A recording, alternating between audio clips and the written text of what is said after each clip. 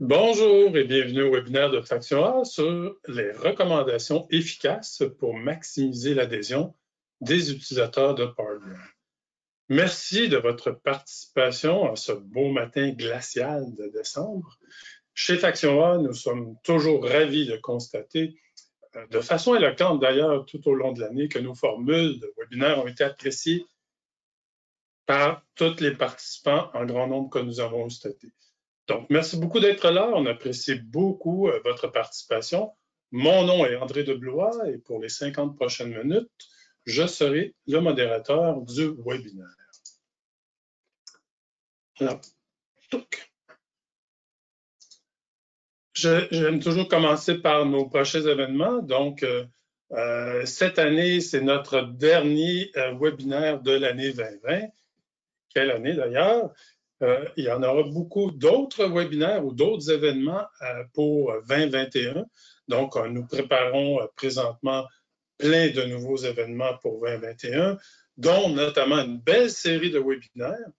Et on parlera d'ailleurs déjà au retour, le 20 janvier, on a un webinaire de prévu sur comment combler rapidement un besoin opérationnel avec Power Apps.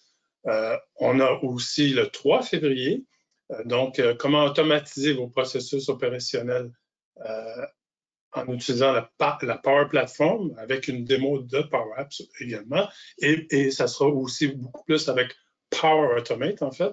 Et le 27 janvier, donc prochain, si je vais, parce que vous pouvez toujours consulter l'ensemble de nos webinaires et de nos événements sur la page entrepôt de notre site web. Donc, le 27 janvier prochain, vous pouvez vous inscrire à un atelier de 3 heures, donc dans la matinée du 27 janvier sur Azure Synapse, qui, on sait, est maintenant en GA, qui a été annoncé en GA, General Availability, donc disponible à tous depuis le 3 décembre dernier. Donc, si vous voulez en savoir toujours plus sur nos prochains événements, ou pour vous inscrire à nos prochains événements, donc n'hésitez jamais à consulter notre page web qui s'appelle Entrepôt. Et d'ailleurs, sur cette même page web, vous pouvez réécouter tout plein d'anciens webinaires qui ont été enregistrés et qui sont disponibles pour écoute à votre convenance. Donc, il y en a plein depuis les 2-3 dernières années que nous faisons des webinaires. Donc, sont disponibles. Donc, vous pouvez les consulter à votre guise. Vous pouvez aussi vous inscrire à notre page LinkedIn. Donc, c'est toujours possible de connaître tous nos événements à partir de la page LinkedIn de Faction A. Donc, brièvement, qui est Faction A? Faction A est un escouade d'élite professionnelle spécialisée dans les analytiques et pouvant intervenir dans toutes les activités de mise en place de solutions analytiques. Donc, ça soit de la planification, de l'architecture basée sur les services Azure de Microsoft, la modélisation de données, le développement de composantes d'ingestion de données, avec aussi Azure DevOps. Donc, on est aussi excellent dans le design et la construction de tableaux de bord basés sur Power BI. Donc, Faction A est spécialisée sur les technologies et uniquement sur les technologies de Microsoft, dont la plateforme d'analytique décisionnelle toujours dominante faite de Microsoft, toujours classée comme un leader dominant dans les plateformes. Et nous avons aussi intégré cette année, donc, tout ce qui est développement d'applications aussi basées sur Power Apps. Donc, la Power Platform, mais principalement Power Apps et Power Automate. Donc, on effectue également des migrations sur les technologies infonuagiques de Microsoft et nous offrons tout le support aux applications et solutions que nous développons pour nos clients. Nous sommes reconnus comme partenaire officiel de Microsoft avec la distinction Gold Data Analytics Partner depuis 2016. Donc, on possède l'expertise, le savoir-faire, des réalisations couronnées de succès auprès de nos clients. Donc, si vous voulez en savoir plus, n'hésitez jamais à nous contacter. Juste avant, j'ai peut-être passé tout droit pour pour vous indiquer que ce webinaire est enregistré et qu'il sera accessible à partir des prochains jours. Donc, si vous désirez le réécouter ou le partager avec de vos collègues, vous aurez également accès à la copie de la présentation. Dès que le webinaire sera terminé, vous recevrez un courriel à cet effet, donc avec les liens pour l'accès à l'enregistrement donc, et pour aussi l'accès à la présentation. Ce webinaire se veut interactif, donc il est possible de poser des questions tout le long de la session. Donc, si vous désirez poser une question, je vous invite à utiliser le panneau questions de votre session de GoToWebinar pour écrire votre question. Donc, on prendra les questions au fur et à mesure si les questions sont pertinentes au sujet, ou sinon, on peut garder aussi certaines questions vers la fin de la session d'aujourd'hui. On a prévu un peu de temps vers la fin pour répondre à d'autres questions. Et si toutefois on ne peut pas répondre aux questions, on pourra répondre aux questions de façon individuelle par courriel après le webinaire. Donc, n'hésitez pas à poser toutes vos questions comme bon vous le semble. Juste pour camper l'objectif du webinaire d'aujourd'hui, donc, on sait pertinemment pourquoi qu'on livre, et c'est pourquoi qu'on livre en fait des solutions analytiques. Évidemment, c'est pour qu'elles soient utilisées. Donc, le webinaire aujourd'hui tourne surtout autour de l'utilisation, de l'adhésion des utilisateurs, donc pour atteindre d'une part les objectifs que l'organisation se donne par les différentes fonctionnalités analytiques. Donc, il ne faut jamais sous-estimer, dans toute initiative de solutions analytiques, l'adhésion de la solution par les utilisateurs. En fait, il n'y a rien de pire que de livrer une solution analytique qui n'est pas utilisée. Donc, d'où l'importance de bien supporter l'adhésion de la solution une fois livrée. Donc, grâce à l'objectif du webinaire d'aujourd'hui, on va partager, en fait, avec notre collaborateur spécial d'aujourd'hui, qui va partager des trucs pour moduler la culture BI interne afin de mieux arrimer les besoins d'affaires des utilisateurs, la capacité de livrer de la valeur d'affaires et comment aussi s'assurer que les fonctionnalités qui sont livrées répondent aux utilisateurs ciblés et surtout comment favoriser l'émergence d'une culture BI en symbiose avec les utilisateurs de Power BI. Donc, vous entendrez des actions concrètes, des moyens concrets et inspirants pour optimiser la collaboration entre les différentes parties, que ce soit les parties de BI, l'équipe de BI, l'équipe TI, les utilisateurs, les différents utilisateurs des différentes unités d'affaires, pour soutenir le succès dans l'utilisation des biens livrables utilisables par l'utilisateur. Tout ça grâce évidemment à l'expérience acquise et plein de leçons apprises par un invité et collaborateur spécial de CAA Québec aujourd'hui. Donc, je tiens à préciser que ce webinaire n'est pas un webinaire technique, mais plutôt de suggestions, de recommandations et de leçons et d'actions concrètes qui peuvent être intégrées dans votre organisation une fois que la livraison de la solution analytique. Donc, pour accomplir cet objectif, pas trop vite, on va regardons je vais faire l'introduction aussi de la thématique un peu plus étendue. Et notre invité va aborder en fait tout ce qui est changement de culture réussi, les étapes, les techniques et plein de moyens efficaces, concrets qui se sont avérés couronnés de succès. Et aussi des leçons qui sont constructives par rapport à l'expérience concrète. Donc, encore une fois, à la fin, on prendra des questions, mais si vous avez des questions, n'hésitez pas, là, tout le long de notre webinaire, on peut prendre vos questions. Je vais avancer là-dessus. Bon. Pour notre webinaire, on a un invité spécial, un collaborateur spécial, et j'ai nommé M. Philippe Lay. Bonjour, Philippe. Philippe. Salut. Bonjour, j'espère que ça va bien en ce matin glacial. Oui, très bien, merci. OK. Philippe travaille depuis plus d'une douzaine d'années chez CA au sein de l'équipe BI et il agit comme pilote de l'équipe BI.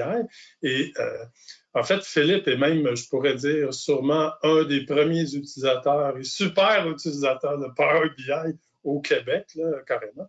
Donc, en dehors de CA aussi, Philippe est quand même très impliqué dans la communauté de Power BI, notamment comme co-organisateur du groupe Power BI de Montréal, donc depuis les débuts, et il est souvent conférencier pour tout ce qui touche les sujets de Power BI, l'utilisation de Power BI, autant en termes d'utilisation des nouvelles fonctionnalités ou en termes d'expérience par les leçons apprises. Très positif, très enthousiaste et passionné. Il est un athlète d'endurance également, ayant participé à plusieurs Ironman au cours de des 10 dernières années. Donc, Philippe, c'est un plaisir que tu sois là aujourd'hui. Merci beaucoup. Très apprécié. Juste avant de te laisser la parole, Philippe, je voudrais juste mettre un petit peu de camper la thématique, là, j'en parle un petit peu de l'objectif, mais juste en guise aussi d'introduction à ce que tu vas présenter. On peut constater aujourd'hui qu'on voit très facilement que les organisations ont accès à de plus en plus de données et dans le cadre de la transformation numérique, c'est évident que tous les domaines d'affaires, toutes les organisations de tous les domaines d'affaires veulent davantage exploiter les données qui sont rendues disponibles. Donc, cependant, on doit être réaliste d'une part vis-à-vis de la capacité de livrer. On veut s'assurer de maximiser les investissements et qui sont réalisés dans les solutions analytiques, les fonctionnalités analytiques, donc qui sont rendues disponibles. Donc, d'où vient l'importance, premièrement, d'arrimer la portée avec les priorités, les besoins et les objectifs poursuivis. Mais d'autre part, il faut s'assurer que les fonctionnalités qui sont livrées et rendues disponibles sont pleinement exploitées, peu importe là, la façon de la consommer, de consommer l'analytique, que ce soit tablette, mobile, web, peu importe, il doit y avoir un encadrement. Donc, l'objectif, c'est de rendre agréable l'expérience de l'utilisateur dans l'utilisation de la solution. Et on ne parle donc pas juste d'une solution ou d'une implémentation de système, on parle aussi, au-delà de l'aspect technique, de l'adhésion, parce que l'adhésion, ça passe aussi par l'humain, donc s'assurer que l'humain soit bien encadré dans l'utilisation des outils qui sont rendus disponibles. Donc, aujourd'hui, encore une fois, on va entendre plein de moyens concrets, techniques, astuces pour faciliter ce changement. Ce n'est pas un webinaire sur la gestion du changement, mais c'est pour s'assurer d'augmenter l'adhésion, des trucs pour augmenter l'adhésion des utilisateurs, que ce soit, entre autres, par la communication, le cycle de rétroaction avec les auteurs et l'offre de soutien aux utilisateurs. Juste avant de te laisser la parole, Philippe, j'aimerais juste envoyer un petit sondage. Nos habitués de nos webinaires savent comment on aime faire des petits sondages durant l'événement. Donc, la question aujourd'hui, c'est où en êtes-vous avec la culture, où en est la culture BI dans votre organisation? Donc, si vous pouvez comme répondre rapidement en quelques secondes à la question avec les différentes réponses que nous avons mis. Donc, on a 4 choix de réponse. Donc, je vais vous laisser quelques secondes, puis je pourrai partager après ça les résultats avec l'ensemble des participants aujourd'hui. Et donc, je vois qu'on a peut-être déjà 70% des participants qui ont déjà répondu. Donc, merci. Puis, aussi, question, votre panneau pour répondre à la question ne doit pas être en plein écran. Ça, c'est une spécificité fonctionnelle de GoToWebinar. Donc, pour répondre, vous devez répondre en petit écran. Vous cliquez sur un des 4 choix de réponse. Donc, sur ça fait déjà 1 minute. Donc, je vais fermer le 86%. Merci beaucoup de vous prêter au jeu. Je vais fermer et partager les résultats de ce pas. Donc, on voit 17% des répondants donc, qui sont participés aujourd'hui disent qu'ils sont en développement de rapports sur demande. 33% des répondants par rapport à la maturité disent qu'ils sont conscients des besoins BI, mais capacité de livraison quand même limitée. 27% stratégie BI, équipe BI qui est déjà en place, donc dédiée. et 23 des répondants disent qu'ils sont vers les analyses avancées et l'innovation en BI. Donc, parfait. Merci beaucoup de vous être prêté au jeu. Sur ça, je vais cacher le résultat et je vais en fait passer la parole à Philippe de Sepa pour qu'il puisse faire la présentation de ce contenu pertinent et intéressant. Donc, Philippe, si tu peux juste comme montrer ton écran, aussitôt que, là, je vois ton écran qui n'est pas en mode présentation, mais là, je pensais ça. Exactement. OK. Sur ça, à toi la parole. Philippe, merci beaucoup. Excellent. Donc, juste confirmer, André, que tu m'entends bien? Je t'entends bien, je te vois aussi, c'est super. Moi, je me cache, je me tais. Excellent. Donc, bonjour, merci tout le monde de votre participation au webinaire aujourd'hui. Juste fait ça comme ça ici. Je me présente, Philippe Lahaye, je suis analyste en intelligence d'affaires, visualisation de données chez CA Québec, donc tout ce qui est en lien avec Power BI et les outils de présentation classiques de visualisation, donc que ce soit du PowerPoint, n'importe quelle donnée qui doit être présentée, dans le fond, va passer entre mes mains pour être certain qu'on soit conséquent dans la visualisation. Je suis co-organisateur du Power BI User Group de Montréal, donc le groupe officiel de Power BI à Montréal. On a une rencontre mensuelle, environ 8 rencontres par année. La prochaine rencontre aura lieu en février. Et ces rencontres-là seront la présentation des nouveautés, donc les faits saillants des nouveautés Power BI de 2020 que je vais présenter. Ça fait 12 ans que je suis chez CA Québec, 8 ans d'analyse web, donc toute la portion analyse à faire, donc Google Analytics, transformation numérique, analyse justement de ces tendances-là, et 4 ans en solution BI, majoritairement sur Power BI et l'implantation de ce système-là. Comme André le mentionnait, je suis triathlète depuis une dizaine d'années et depuis la COVID, donc il faut être capable de se réinventer avec les limitations justement du triathlon qui a été mis en pause en 2020. Donc, j'ai fait une traversée justement des Monts Groux, je fais beaucoup de randonnées, de l'escalade, de l'exploration hors-piste, que ce soit du ski de fond, de la randonnée, du splitboard qui s'en vient, de la raquette, etc. Donc, quelqu'un avec plusieurs projets. CA Québec. Philippe, excuse-moi. Moi, je te lève mon chapeau, là, parce que la quantité d'Ironman que tu fais, ça en fait plusieurs par année. Là. Je te lève mon chapeau là-dessus. Oui, exactement. C'est une belle planification, mais c'est très passionnant comme sport. Puis, contrairement à la perception des gens, ça demeure quand même accessible. Ça prend une préparation, ça prend un plan, mais je crois foncièrement que tous les gens sont en mesure, s'ils le veulent, de faire un Ironman un jour dans leur vie. Donc, CA Québec, c'est 1,3 million de membres, donc dans les secteurs qui offrent des produits et services pour la mobilité, le voyage, l'assurance et l'habitation.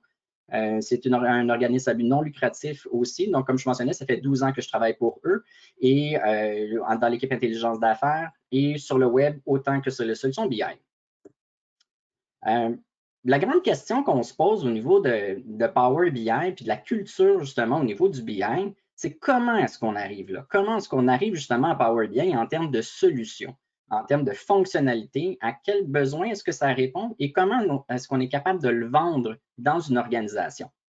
L'état de la situation, je pense que c'est un peu la même place où est-ce qu'on se situait et le partage des expériences que j'ai eues dans le passé, c'est vraiment là, de la volumétrie, beaucoup de données, des transformations qui sont lourdes, le temps d'analyse qui est pas assez long, donc trop de temps à passer sur la transformation dans le fond des données, peu de temps sur les analyses, une diffusion qui est ardue et une utilisation souvent qui est relativement mitigée. On a beau faire un Excel, une présentation PowerPoint, montrer un gros plan, une grosse analyse, après ça, être capable de faire vivre cette analyse-là pendant une certaine période, qu'elle soit utilisée, c'est des enjeux justement que les organisations vivent aujourd'hui.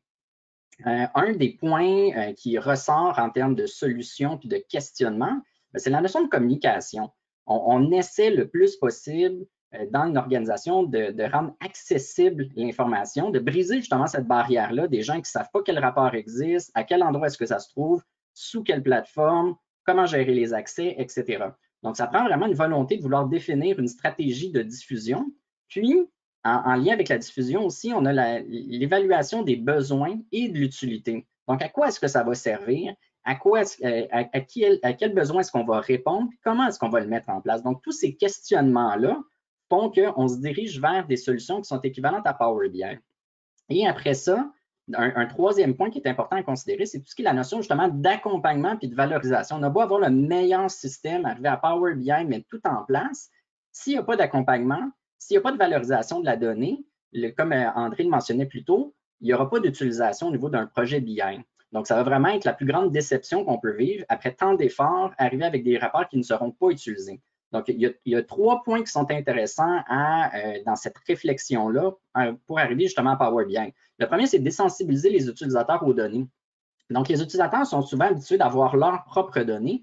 Quand on arrive avec des plus grosses données mises en relation dans une nouvelle visualisation, dans un nouvel outil, on a vraiment des réticences au niveau de la compréhension de certaines données, que les gens ne comprendront pas nécessairement ce qui est présenté. Puis cette réticence-là, à ce moment-là, il faut les accompagner pour diminuer justement cette réticence-là et les désensibiliser avec cet inconfort-là, donc cet accompagnement-là.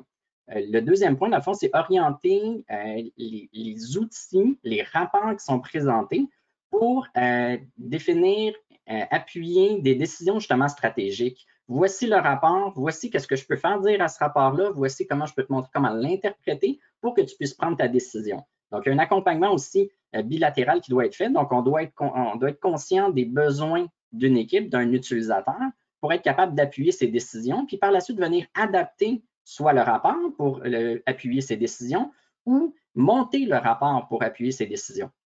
Puis le troisième point, très important aussi, l'innovation, c'est un moteur de mobilisation.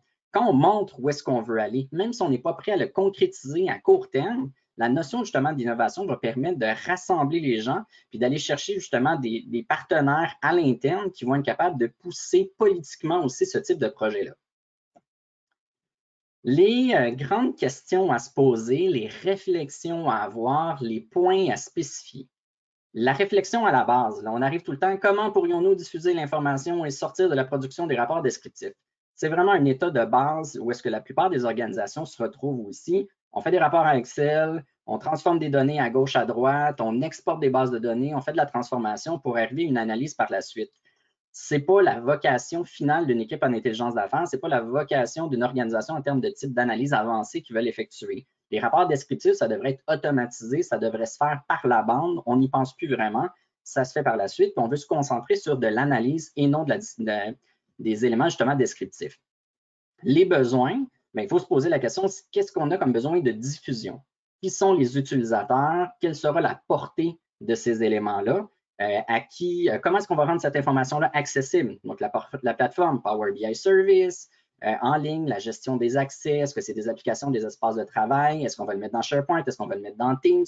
Où est-ce qu'on va mettre cette information-là pour qu'elle soit accessible à tous? Et accessible à qui de droit aussi, parce qu'à tous, on ne veut pas mettre ça sans règles de gouvernance, on veut quand même contrôler les accès. Donc, cette réflexion-là au niveau de la diffusion et de l'accessibilité à cette diffusion est importante.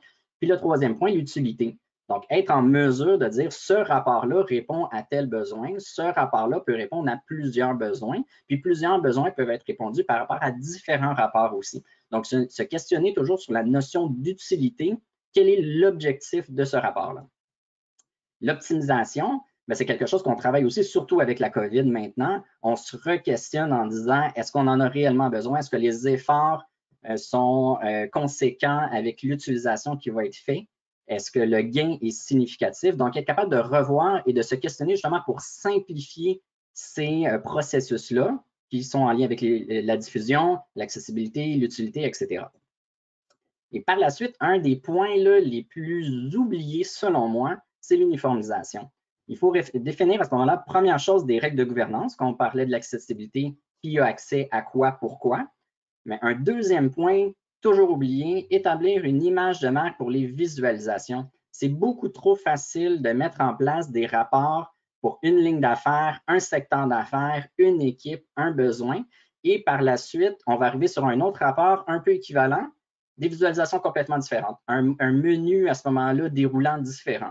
Un menu dynamique différent. Des visuels, on utilisait justement des histogrammes, l'autre, on va utiliser justement un ruban qui est beaucoup plus complexe, l'utilisateur ne le connaît pas. Donc, si on est dans une situation où est-ce qu'on n'essaie pas de conforter l'utilisateur avec des visualisations qu'il connaît, soit d'autres systèmes ou soit à l'intérieur même de Power BI, on vient se limiter si on n'essaie pas de mettre justement en place une image de marque, puis des règles en lien avec l'utilisation des visualisations. Les étapes classiques d'un rapport justement Power BI, je vais passer quand même rapidement sur cet élément-là parce qu'on se concentre aujourd'hui plus sur la notion justement de diffusion et post-diffusion. À l'époque, moi, ce que j'appelle la version 1.0 d'un rapport Power BI, on faisait la réflexion, l'exploration de données, est-ce que la donnée elle est disponible, est-ce qu'elle est structurée, je fais un suivi avec le pilote de système, le propriétaire de la donnée pour être capable de voir qu'est-ce que je peux faire avec ça. Une fois que je suis capable de voir qu'est-ce que je peux faire avec ça, la réflexion, on a rencontré le secteur ou la ligne d'affaires ou le demandeur pour être capable de savoir à quel besoin est-ce qu'on répond. On arrive avec une preuve de concept, ça tient la route, on fait la configuration. Donc, on arrive, on se met les mains dans le rapport, dans le PBX, dans ce cas-ci pour Power BI, et on fait la configuration, on fait la validation de données, on a 90% du travail qui a été fait, 10% qui reste à la fin pour dire, OK, est-ce que ça fonctionne, l'expérience, la navigation, etc. Donc, tous ces points-là, parfait, c'est beau, diffusion, tout le monde est content. On a regardé, dans le fond, on a géré le coût, les ressources, le support, politique, gouvernance, tout le monde est content. On arrive là-dessus, mon rapport n'est pas consulté. Mon rapport ne répond pas aux besoins. Qu'est-ce que je fais? Pourquoi est-ce que ça n'a pas fonctionné là-dessus? Est-ce que j'ai mal pris les besoins? Donc là, on s'est questionné justement avec cette réflexion. On est arrivé à un deuxième, dans le fond, un cycle de projet Power BI. Donc, le premier était vraiment sur une notion un peu plus de rapport. Donc, un rapport, un projet. Alors qu'en réalité, on se dit, bien, un rapport, ça fait partie de projets justement en lien avec l'équipe BI, en lien avec Power BI, le changement de culture aussi, d'utilisation de données. Donc là, on a reparti, on a étoffé un peu notre plan et on est parti avec un point où est-ce qu'on disait, on va faire la réflexion, on fait encore l'exploration de données, toujours la même chose, preuve de concept. Puis après ça, on a dit qu'on va mobiliser les parties prenantes pour les motiver, pour qu'ils comprennent mieux c'est quoi le besoin. On va faire la prise de besoin officielle par la suite. Donc, on les avait préparés au rapport qui s'en venait. On vient définir justement les rapports qu'on veut faire, rapports à migrer ou à mettre en place. On vient après ça valider justement l'utilisation, de quelle manière est-ce qu'on va faire le rapport avec les éléments visuels. On fait la modélisation, validation de données. On se questionne à ce moment-là sur la compréhension. Donc, l'utilisation, dans ce cas-ci, on était dans un atelier de travail, donc on rencontrait le secteur pour présenter l'utilisation. Par la suite, on avait un deuxième atelier qui était la compréhension pour des analyses avancées, pour être capable de voir de quelle manière est-ce qu'on peut analyser, utiliser ces données-là, qu'est-ce qu'on peut faire dire à la donnée et essayer de limiter le plus possible les biais. Puis par la suite, on faisait la diffusion. Donc là, on arrivait à la diffusion, tout le monde est content, voici le rapport. On envoie à ce moment-là une petite présentation officielle au cadre, etc. On arrivait à la fin. Le rapport, il est utilisé, mais pas tant, où les gens connaissent le potentiel, connaissent l'existence de ce rapport-là, mais ne l'utilisent pas plus. Donc là, on s'est questionné à ce moment-là et on est arrivé à mettre en place une version 3.0. Donc là, la version 3.0, on s'est dit de quelle manière est-ce qu'on peut accompagner l'utilisateur, on peut répondre à ses besoins à partir justement de la publication. Donc, si on regarde tout à l'heure le point où est-ce que j'étais, la diffusion, elle était ici. Là, maintenant, dans le fond, la diffusion, elle est rendue ici. Donc là, on a fait vraiment la publication du rapport. Donc, une fois que la publication elle est faite, on a fait le réseautage. Donc là, à ce moment-là, on vient parler aux gens pour dire le rapport a été publié, vous allez être convoqué prochainement pour une rencontre, etc. La diffusion, donc là, à ce moment-là, le rapport est officiel. On fait un courriel, premier courriel, où est-ce que là, on annonce la venue, la diffusion à ce moment-là de ce nouveau rapport-là qui est disponible. Donc, c'est avec plaisir aujourd'hui que je vous annonce la mise en place du rapport des ventes qui saura répondre à tel besoin. Je tiens à remercier les parties prenantes, telle personne qui a aidé la mobilisation des équipes pour en arriver à telle affaire. Et par la suite, ce rapport permettra à l'organisation puis on liste les avantages, les nouveautés, qu'est-ce qu'on n'était pas capable de faire, qu'est-ce qu'on est capable de faire maintenant avec ce rapport-là. Donc, une grosse mobilisation au niveau du courriel, ce que j'appelle le courriel wow. On veut un effet wow, là. Être capable de dire, on fait un gros happening. Par la suite, après l'envoi de ce courriel-là, où est-ce qu'on mentionne aussi que les gens vont être rencontrés. Donc, avec une présentation officielle. Donc là, on envoie le courriel. Là, par la suite, on convoque les différentes parties prenantes, on présente le rapport. C'est quand même assez court comme rencontre. Et par la suite, au niveau de cette rencontre-là, on définit ce qu'on a présenté rapidement en termes d'utilisation et de type d'analyse qu'on peut faire. On fait des capsules enregistrées. Donc ça, c'est vraiment une grosse nouveauté qui a été mise en place et qui fonctionne très bien. On enregistre à ce moment-là un écran avec la voix, 5 minutes environ. Donc, c'est vraiment très court comme présentation. Ça montre à ce moment-là de quelle manière est-ce qu'on utilise le rapport, comment sont utilisés les filtres, les listes déroulantes, les filtres de page, les fils dynamiques sur la page, la navigation entre les différents onglets, le type d'éléments dynamiques qui sont présentés entre les différents visuels pour ce rapport précis-là. Ce n'est pas des capsules enregistrées pour un Power BI en général. On en a des capsules générales pour l'utilisation de Power BI. Là, on est vraiment dans l'utilisation précise justement d'un rapport. Donc, on met ça en place justement les capsules enregistrées pour que ce soit présenté avec la même cohorte justement qu'on parlait qui a été présentée, qui était présente justement à cette rencontre-là. Par la suite, pour les utilisateurs ou les super utilisateurs de ces rapports-là, on va faire justement un atelier. Donc, allez, on vous l'a présenté rapidement. Vous avez consulté les capsules conseils, les capsules justement enregistrées qui présentent des capsules d'utilisation. Et par la suite, on fait un atelier pour dire, là, OK, on va regarder, est-ce que ça fonctionne? Est-ce que ça répond à vos besoins, etc. Disponibilité aussi ici. C'est important, une fois que le rapport a été fait, après le courriel, d'être certain que la personne qui a mis en place le rapport soit disponible à répondre aux différentes questions pour aider, accompagner justement les gens. Donc là, par la suite, moi, je suis disponible. On m'envoie un courriel, on m'envoie un message. Je n'ai pas de la disponibilité dans 3 semaines pour répondre. S'ils ont besoin d'un appel, s'ils ont besoin d'un support, s'ils ont des questions précises, je suis disponible. On fait après ça pour les grands utilisateurs encore, mais ceux qui vont creuser la donnée. Il y a quand même un temps qui se passe entre l'atelier d'utilisation et l'atelier de compréhension. Donc, on se rend disponible. Nous allons faire un atelier de compréhension justement du rapport. Ceux qui sont disponibles, venez. Je vais enregistrer cet atelier-là. Je vais enregistrer aussi cet atelier-là. Donc, encore, on est sur les capsules enregistrées, mais sur les rencontres aussi qui sont enregistrées. Donc, quelqu'un qui n'aurait pas pu participer va pouvoir faire un suivi et réécouter justement la rediffusion disponible à ce moment-là là-dessus. Je me rends encore disponible et par la suite, une fois que j'ai fait le cycle de ce rapport-là, les étapes suivantes. Comment est-ce qu'on peut innover encore? Comment est-ce qu'on peut améliorer encore justement ce rapport-là pour l'amener plus loin? C'est quoi la phase 2?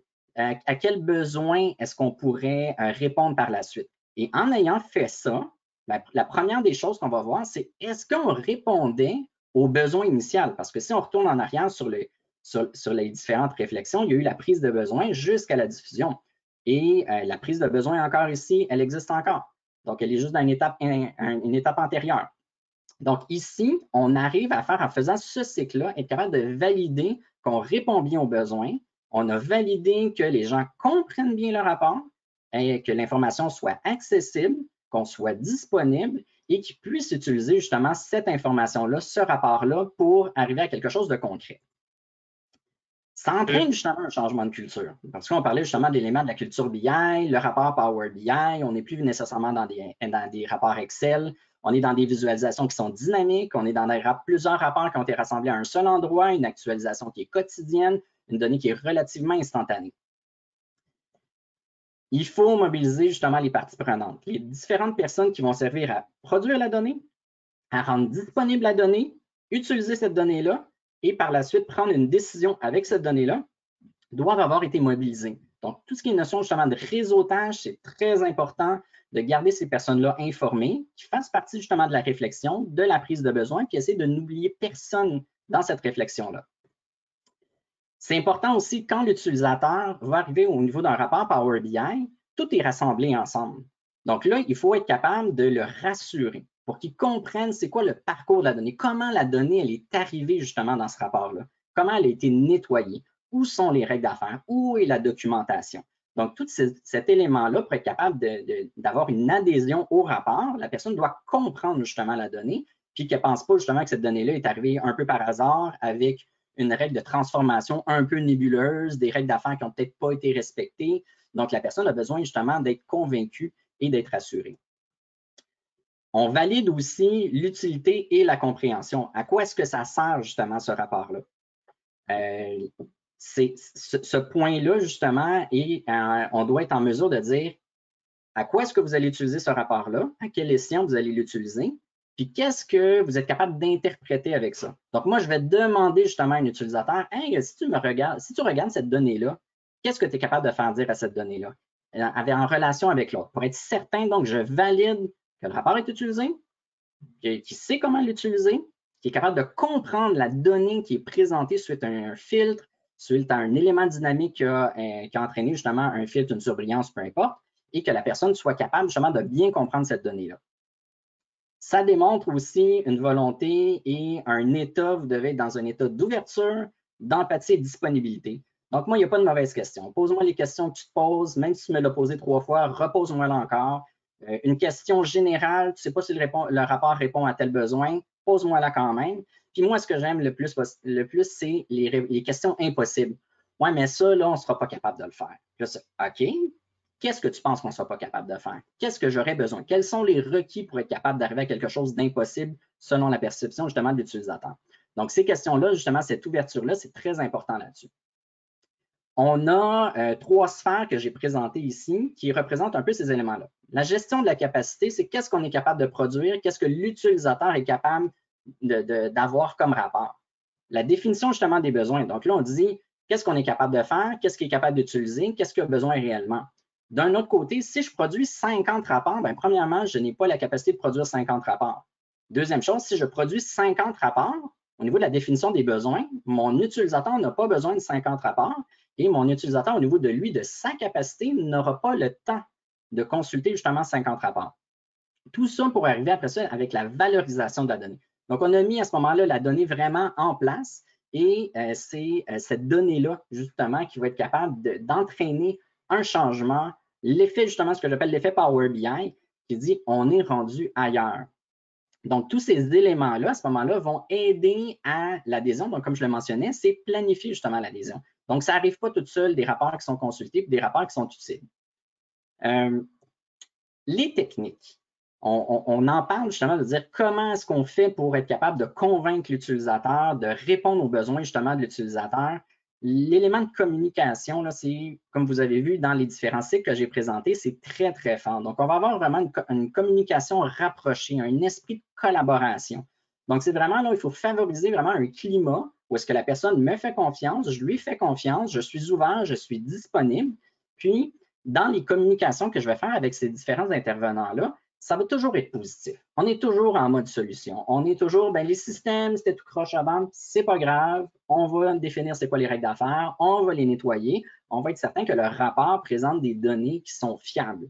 Peu importe ce qui s'est passé par la suite. Donc, très collaboration, très orienté justement le courriel warm. Donc, il faut vraiment faire un happening avec justement ce type de communication-là dès qu'on a un message envoyé.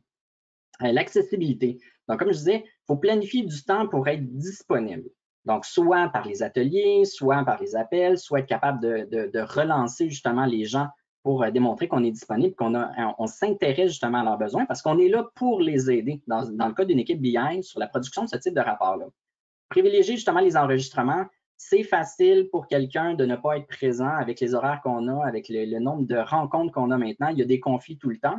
Et contrairement à ce qu'on pensait, il y a vraiment une belle utilisation au niveau des enregistrements. Donc, ils sont vraiment réécoutés par la suite. Ce n'est pas du vent, on ne perd pas notre temps à faire un enregistrement. Une fois qu'on a fait une présentation, qu'elle soit enregistrée ou non, il n'y a pas de coût supplémentaire. Donc, en termes de temps, au niveau de la gestion des ressources. Donc, ce point-là, justement, dès que vous pensez qu'une rencontre a une valeur, allez-y à ce moment-là avec un enregistrement si c'est une rencontre qui est en mode atelier, pas une rencontre de prise de besoin. On ne veut pas documenter des besoins, on veut vraiment y aller pour dire cette rencontre-là va avoir une valeur justement ajoutée. Prise de contact et suivi. Donc, si j'ai fait une présentation, on a fait un rapport d'utilisation, un atelier d'utilisation, ils ont visualisé ou ils ont réécouté justement les capsules par la suite, ben moi, je vais contacter mes utilisateurs, puis comment ça va, est-ce que le rapport répond à tes besoins, est-ce qu'il y a des lenteurs, je voudrais avoir ton suivi. Donc là, vraiment faire des suivis justement d'utilisation et de compréhension. Est-ce qu'il y a des éléments qui sont plus complexes? Est-ce que je peux t'aider pour l'interprétation? Montre-moi donc le rapport, comment est-ce que tu l'utilises, etc. Donc là, je vais vraiment à la pêche pour être capable de faire ce type de suivi-là. À l'intérieur aussi de l'organisation, il y a des tests qui ont été faits. D'autres organisations aussi ont fait un peu la même chose. On arrive justement avec des groupes Teams.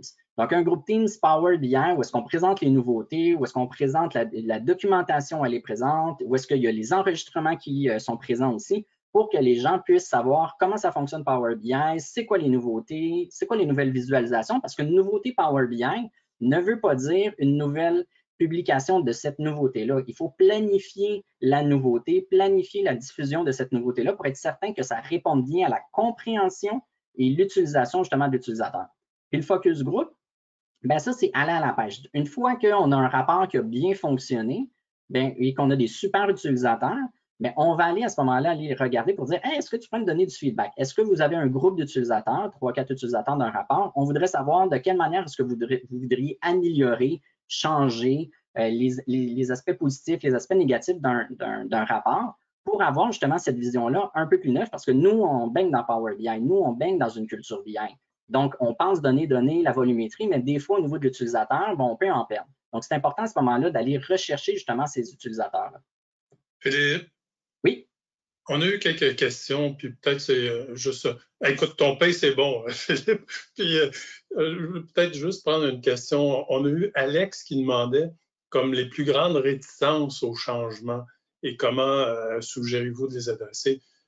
Peut-être si tu peux la prendre, puis je vais te poser 2 autres questions aussi en même temps. Cette question-là, au niveau de la réticence, je dirais que la première équipe la plus réticente, c'est les producteurs de rapports. C'est des personnes qui vont travailler pour une équipe comme les finances, pour des rapports d'un secteur d'affaires, des rapports de production, etc. Donc, quand ces personnes-là sont dans cette production-là de rapports, souvent statiques, souvent descriptifs, leur première crainte, c'est qu'un rapport Power BI va remplacer leur charge de travail, va remplacer leur emploi éventuellement, etc. Il faut être capable de les mobiliser pour dire Power BI ne sera jamais là ou un outil comme Power BI ne sera jamais là pour remplacer leur travail. Eux doivent être mobilisés pour faire partie de la validation de données parce que quand on produit les rapports, il y a des automatisations. Il peut y avoir des changements au niveau des règles d'affaires. Il peut y avoir des problèmes de qualité de données. Il peut y avoir justement des problèmes de système. Donc, on va vraiment accompagner ces gens-là pour qu'eux puissent faire partie du nouveau processus. Puis, contrairement à ce qu'on peut penser, c'est quelqu'un qui produit un rapport à chaque jour, qui fait la même chose, etc. On présume que parce que ça fait 20 ans qu'il fait ça, il aime ça faire ça, puis il n'y a pas d'autres aspirations comme travail. Donc, ce qu'on s'est rendu compte, c'est que certaines équipes qui étaient très procédurales, bien, ont adhéré de manière significative au niveau de l'implantation justement de Power BI parce qu'on leur a présenté quelles étaient les possibilités, puis leur utilité aussi. Parce qu'avant, ils produisaient un rapport et il n'y avait aucune idée à quoi ce rapport-là servait. Donc, dans certains cas, ils produisaient le rapport, ils l'envoyaient à une autre équipe, puis le chemin de la donnée se faisait par la suite. Alors qu'avec Power BI, on est capable de montrer qu'est-ce qu'on fait justement utilement. Donc, ces réticences-là, c'est un premier groupe justement qui a été allé chercher. Puis le deuxième groupe, c'est l'utilisateur de la donnée qui vient l'interpréter, ou est-ce que là, c'était plus une notion de croisement de données. Donc, une réticence parce que les données croisées étaient plus complexes à interpréter. Avec les ateliers d'utilisation, puis avec les ateliers de compréhension, on est venu à ce moment-là à réduire la réticence puis réduire justement ceux qui avaient un petit peu plus de difficultés au niveau du changement de l'implantation de solutions BI. OK. Rapidement, Philippe, en fait, il y a 2 questions qu'on a reçues, mais c'est quasiment comme 2 volets.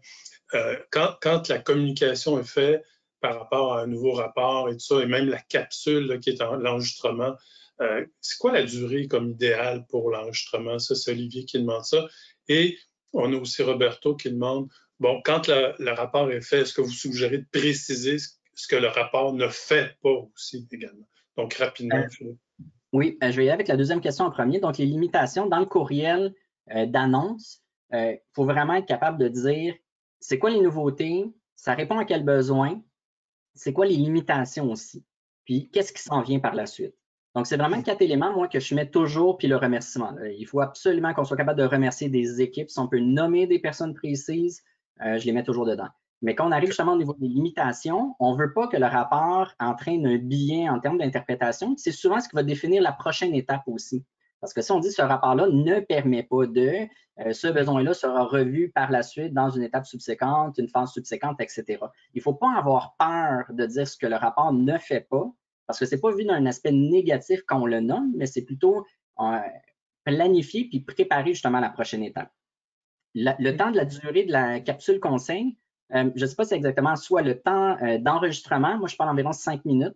Je ne vais pas plus long que ça quand c'est vraiment une capsule qui est faite pour présenter une utilisation justement d'un rapport précis. Puis entre la capsule, dans le fond, les capsules enregistrées et les prochaines rencontres, il faut laisser là, un bon, je dirais un bon 2 semaines là, pour être certain que les gens aient le temps d'aller voir ça, mais pas trop longtemps. T'attends 4 semaines, ça ne donnera pas grand-chose. Moi, j'irais avec un 10 jours, 2 semaines environ là, avant la rencontre. Puis quand les capsules sont envoyées ou que les capsules sont montrées comme étant disponibles, il faut tout de suite envoyer la convocation. Fait que les gens savent déjà combien de temps est-ce qu'ils ont pour aller voir les capsules et par la suite pour la rencontre du schéma de planification. Parfait, super. Écoute, Philippe, il est 11h46, peut-être 10 minutes si... Excellent. Je pense que j'ai répondu aux 2 questions, juste pour être sûr. Oui, c'est bon. Merci. Excellent. Donc, dans les techniques, justement, ça c'est beau, groupe team, focus group. Parfait, j'ai rendu là ici. Donc, miser sur la collaboration. Là. Pour être capable de mobiliser, pour être capable d'entraîner une adhésion au niveau des rapports puis de la culture BI, ça ne se fait pas tout seul. Ça ne se fait pas juste pour une équipe de BI en termes d'utilisation. Il faut vraiment aller chercher les différentes parties prenantes dans une organisation. Puis, ceux qui vont être le plus facile à mobiliser, c'est les oubliés, ceux qui produisaient les rapports, qui ne savaient pas pourquoi, que leur rapport n'était pas nécessairement valorisé. Leur travail en termes de transformation de données, de préparation de données, n'était pas nécessairement valorisé parce qu'ils ne savaient pas qu'est-ce que ça allait entraîner justement comme objectif, décision justement par la suite. Donc, cette collaboration-là, en premier, c'est vraiment là, aligner les priorités des parties prenantes. Qu'est-ce qu'ils font, pourquoi, dans quel processus pour arriver justement au rapport, à la publication, à l'utilisation. Donc, les parties prenantes, comme j'ai dit, c'est ceux qui vont faire la transformation de données, la préparation de données, la validation de données, qui vont faire la visualisation de données, qui vont faire l'analyse de données, puis l'exploitation justement de données par la suite pour prendre des décisions. Donc, toutes ces parties-là, il faut savoir quelles sont leurs priorités pour être capable de mieux répondre à leurs besoins. Puis, il y a 3 équipes qui ressortent très fort dans une organisation. On va avoir l'équipe TI, l'équipe BI, puis les différents secteurs d'affaires.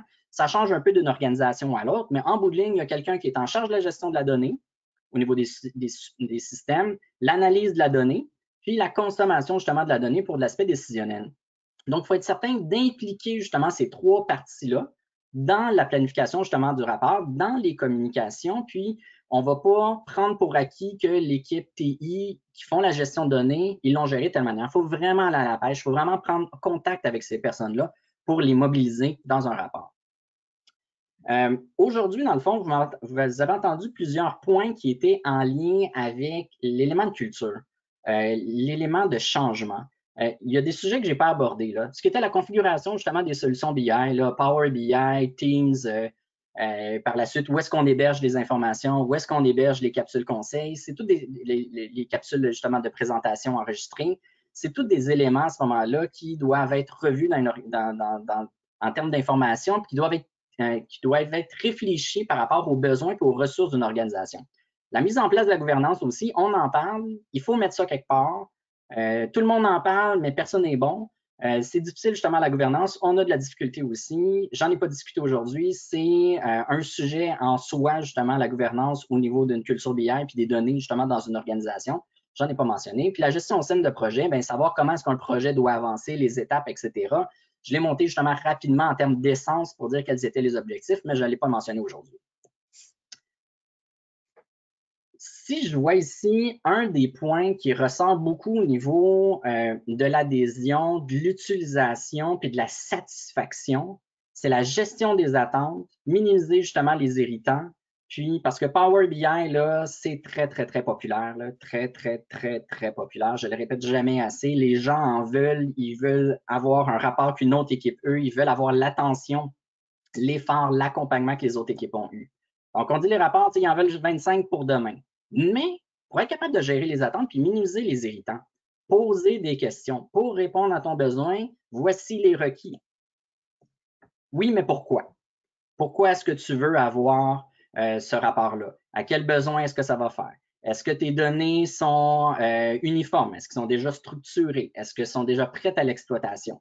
Est-ce que l'utilité justement de ce rapport-là, est-ce qu'on veut faire de l'analyse avancée ou c'est un rapport opérationnel de données descriptives que tu veux automatiser? Est-ce que, à quoi exactement est-ce qu'on va répondre comme besoin? Parce que quand on se pose la question au niveau de l'utilité puis du besoin, bien, dans certains cas, des fois, on va dire, c'est un rapport qui était produit, que je ne sais pas trop qui le consulte, etc. Donc, être capable justement de poser ces questions-là avec l'élément, puis après ça, être capable de dire, est-ce que je remplace un rapport existant ou c'est un nouveau rapport qu'on met en place? Ces questions-là, dans le fond, qu'on va poser, on donne des devoirs à la personne qui va demander un rapport. Puis, je dirais que la plupart du temps, quand la personne va demander un rapport, va faire de la pression pour avoir un rapport. S'ils sont pas en mesure de répondre à ces questions-là, je ne serai pas en mesure de produire un rapport pour eux parce que la donnée n'est pas prête, on ne sait pas pourquoi, redéfinis ton besoin, continue ta réflexion, viens me revoir plus tard. Donc, ce n'est pas nous qui disons, c'est pas l'utilisateur ou la personne de l'équipe BI qui va dire non pour faire le rapport, mais c'est vraiment la personne qui n'est pas rendue là. Donc, doit travailler encore sa maturité au niveau de la réflexion de ce besoin-là, de ce rapport-là.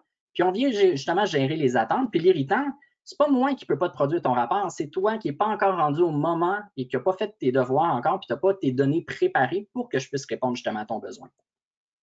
Donc, comme justement je mentionnais, faites vos devoirs. Puis le point le plus important aussi à la fin, puis ça, c'est souvent ce qui fait casser les délais pour être capable d'entamer justement un rapport. Est-ce que vos règles d'affaires sont définies? Est-ce que tu sais c'est quoi la recette pour arriver à cette donnée-là? Je présente les ventes de tel produit. OK, parfait. C'est quoi les codes de produit? Est-ce que tu as une table de référence? Est-ce que tu sais documenter quelque part? Tous ces points-là, dans le fond, on vient donner des devoirs aux personnes. C'est ça qui va nous permettre de dire, c'est pas moi, comme je dis, je reviens tout le temps, c'est pas moi qui veux pas faire ton rapport. C'est toi qui as encore du travail à faire pour qu'on soit rendu à mon étape où est-ce que là, on va commencer à entamer justement un rapport là-dessus. L'avenir, là, on a lancé justement la culture BI, on a travaillé la communication, on a travaillé justement notre message, la mobilisation, les parties prenantes, on est en mode collaboratif, tout le monde est content. Où est-ce qu'on s'en va avec ça? Bien, premièrement, on ne peut pas revenir en arrière. Donc, on ne peut pas dire on défait une culture BI puis on retourne à ce moment-là à une culture qui travaille un peu plus en silo avec des données, dans le fond, dans des systèmes qui ne sont plus accessibles parce qu'on a travaillé beaucoup sur la diffusion. On a travaillé beaucoup sur l'accessibilité, sur la valorisation justement de la donnée, la gestion de la capacité aussi, être capable de dire qui peut faire quoi. Donc, cette compréhension-là, justement, est toujours très importante. Le mouvement, dans le fond, est lancé. Les besoins sont grands. Comme je disais avec la dernière diapositive, gérer les attentes parce que les besoins sont grands. On est mieux de faire comprendre à quelqu'un qu'on ne peut pas répondre à son besoin parce qu'il a du travail à faire encore que simplement de lui dire non, j'ai pas le temps ou ce n'est pas une priorité. Les attentes, comme je disais, sont très grandes. Partager, dans le fond, pour innover. On partage l'information. Ce n'est pas une denrée rare, l'information. Les connaissances, ce n'est pas une denrée. Partagez-le, puis vous allez voir que les gens vont vous donner des idées, puis ça va être un moteur, justement, d'innovation. Puis tout le monde est capable, justement, d'apprendre. Apprendre à apprendre. Ça se fait en équipe, puis ça se fait, justement, en mode collaboratif. C'est cette vision-là, puis cette orientation-là que je prends toujours dans mes différents projets pour accompagner, justement, les différents utilisateurs. Donc, voilà. Ça fait le tour au niveau de la présentation d'aujourd'hui. J'espère que vous avez apprécié. On va voir justement, je te passe la parole, André, si on a des questions, s'il y a des précisions justement par rapport à la présentation d'aujourd'hui.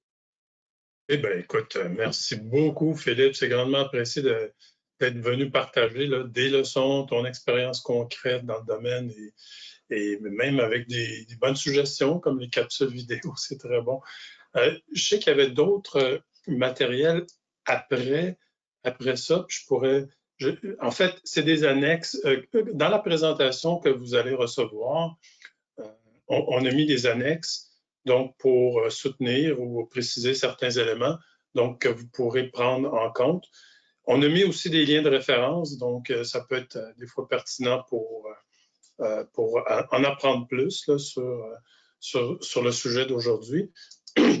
Donc, en fait, juste en termes de conclusion, puis on a reçu quelques questions aussi qu'on pourra prendre. Donc, c'est sûr que l'utilisation de Power BI, il faut que ça soit bien encadré. En fait, ça doit être bien encadré et soutenu là, de façon, je dirais, constante pour avoir une adhésion super solide de la part des utilisateurs. Donc, on a entendu beaucoup de moyens. Merci beaucoup, Philippe, là, des techniques aussi, puis c'est concret. Donc, et le succès, on comprend bien que ça passe par l'étroite collaboration entre les différentes parties là, qui sont impliquées là-dedans, et puis qui doivent collaborer, évidemment. Donc, si vous avez besoin d'accompagnement là-dedans, ou pour mieux comprendre, ou pour vous guider, n'hésitez jamais à nous en faire part. Donc, sur ça, je vais aller on a encore quelques questions non répondues.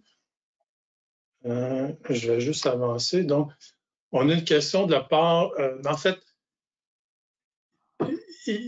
dans ce que tu présentais, puis la question est comme comment vendre le temps puis les ressources qui sont nécessaires là, pour implémenter tout ce qui a été discuté ou amené de ta part, Philippe? Ben, c'est un point qui est très important parce que c'est l'élément qui est un petit peu plus politique, comme on dit, là, de notre côté. Être capable de dire ce temps-là, parce que je suis conscient dans tout ce que j'ai présenté aujourd'hui, ça prend du temps, ça prend des personnes mobilisées, ça prend des personnes relativement dédiées. Je pense que l'important en arrière de ça, c'est d'aller chercher dans une gestion de projet ou dans les rôles et responsabilités, quand la personne va mettre en place son projet, justement, BI, il ne faut pas que la personne s'arrête à la diffusion. Puis il faut que cette personne-là soit capable de démontrer les avantages puis l'utilisation qu'on en fait justement par la suite, puis les étapes d'accompagnement pour arriver à une adhésion en ces rapports-là.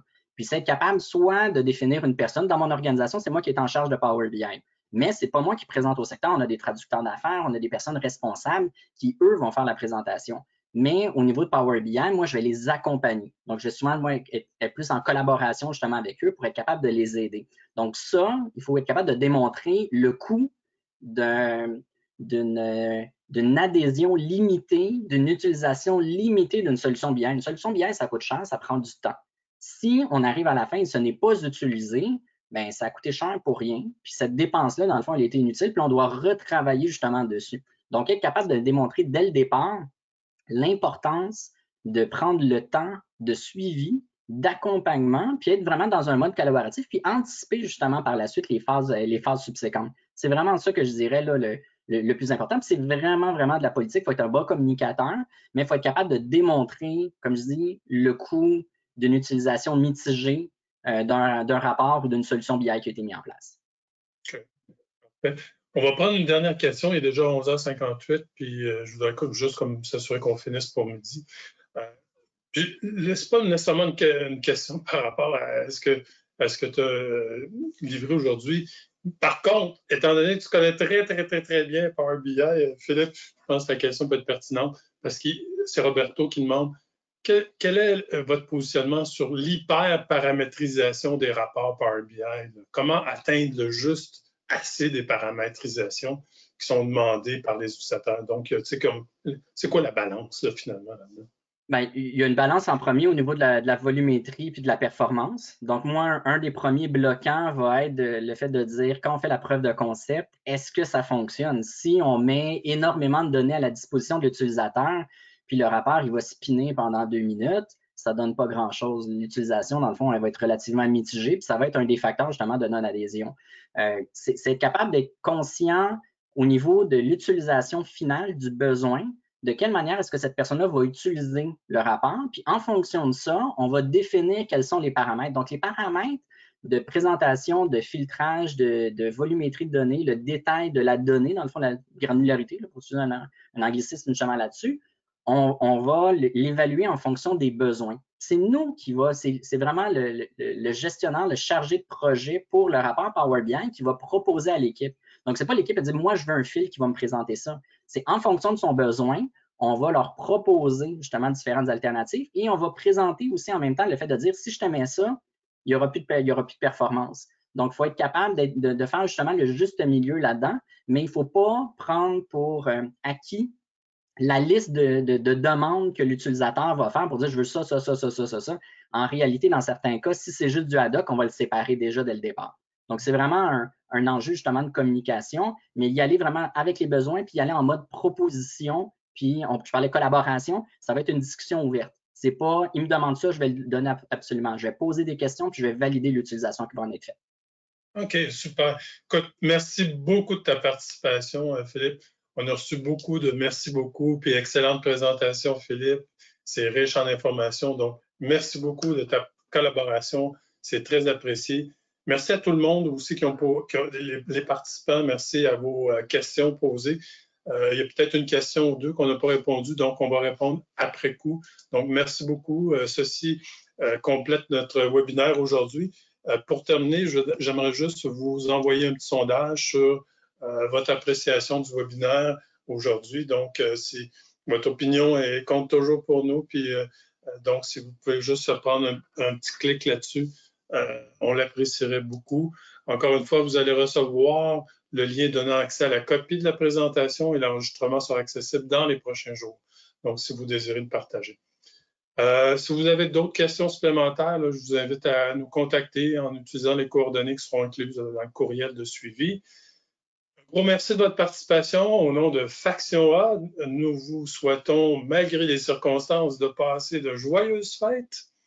Nous vous souhaitons nos meilleurs vœux de bonheur, de santé et de prospérité pour 2021. Faites attention à votre santé et à celle de vos proches. Merci encore. Bonne journée à tous et à toutes. À bientôt.